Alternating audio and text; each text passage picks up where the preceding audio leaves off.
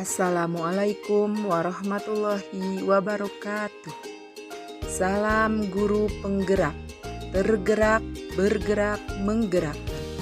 Bapak Ibu guru hebat, pada kesempatan kali ini izinkan saya memaparkan koneksi antar materi, kesimpulan, dan refleksi modul 1.1. Pertanyaan pemantiknya, apa yang saya percaya tentang murid dan pembelajaran di kelas sebelum Anda mempelajari modul 1.1 ini? Sebelum mempelajari modul ini, saya percaya bahwa anak adalah hanya selembar kertas putih dan kewajiban kita mengisi lembaran tersebut. Guru harus selalu di depan memberikan contoh. Guru harus serba tahu dan mentransfer pengetahuannya tersebut kepada murid tanpa melibatkan mereka dalam pencarian konsep pengetahuan tersebut. Pembelajaran yang saya terapkan selama ini lebih berfokus pada aspek kognitif. Saya akan merasa gagal ketika peserta didik saya tidak mencapai KKM. Saya juga yakin bahwa pembelajaran terbaik adalah di kelas, karena kelas menurut saya adalah tempat yang memang sudah disiapkan untuk belajar, sehingga dalam kelas anak akan lebih konsentrasi. Pertanyaan pemantik kedua, pemikiran saya setelah mempelajari modul 1.1. Setelah mempelajari modul 1.1, cara pandang saya terhadap pendidikan berubah dan kepercayaan saya selama ini terkikis. Saya sadar bahwa anak bukan selembar kertas putih, melainkan sebuah kertas yang sudah terisi penuh, namun coretan-coretannya masih buram. Coretan-coretan buram ini adalah sifat dasar anak, baik dan buruk yang sudah ia bawa sejak lahir. Tugas kita sebagai pendidik adalah menuntunnya, menebalkan coretan-coretan yang baik dan semakin menyamarkan coretan-coretan yang buruk.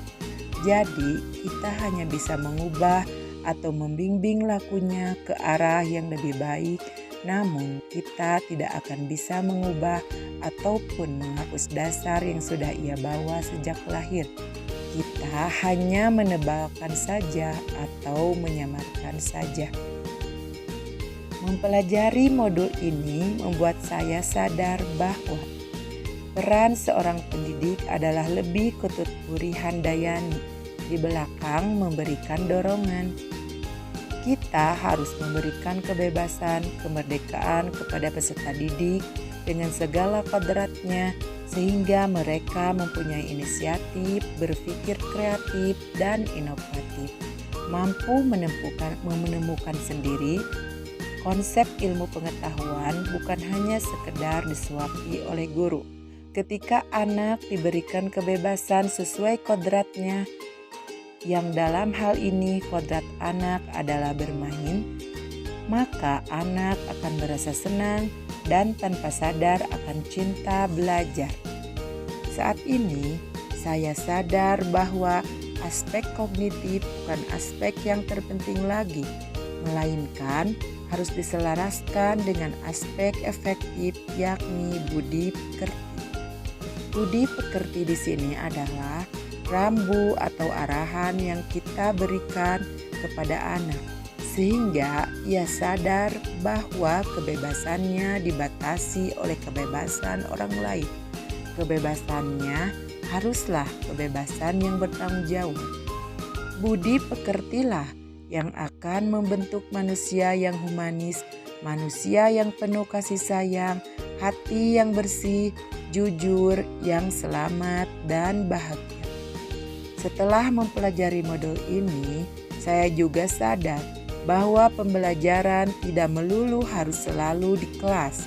Justru anak perlu berinteraksi dengan lingkungan sekitar. Apa yang mereka pelajari harus mempunyai korelasi dengan kehidupannya, sehingga pembelajaran yang kita laksanakan akan berguna bagi kehidupannya di masyarakat. pertanyaan pemantik ketiga.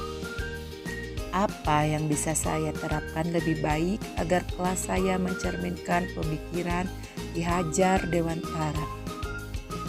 Hal yang akan segera saya lakukan adalah menerapkan mereka belajar dalam pembelajaran saya.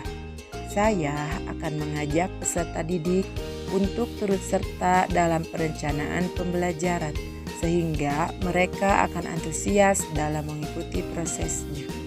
Saya akan mendorong peserta didik saya untuk berpikir kreatif, inovatif, dan mempunyai inisiatif dalam mengemukakan gagasannya, sehingga mandiri dalam menemukan konsep-konsep ilmu pengetahuan. Saya juga akan menerapkan pembelajaran kontekstual, di mana menjadikan lingkungan dan kearifan lokal sebagai sumber belajar sehingga peserta didik akan mampu mengenali, melestarikan, dan mengembangkan kebudayaannya. Dalam pemberian kebebasan, kemerdekaan belajar, tentu saja saya juga akan tetap memberikan rambu-rambu atau arahan agar anak tidak kehilangan arah.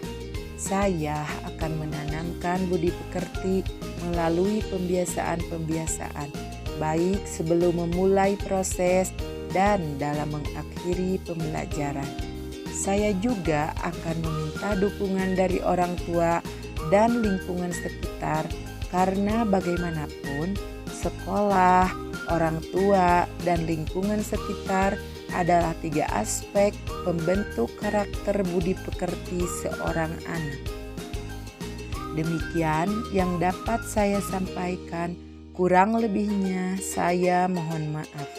Wassalamualaikum warahmatullahi wabarakatuh. Salam dan bahagia.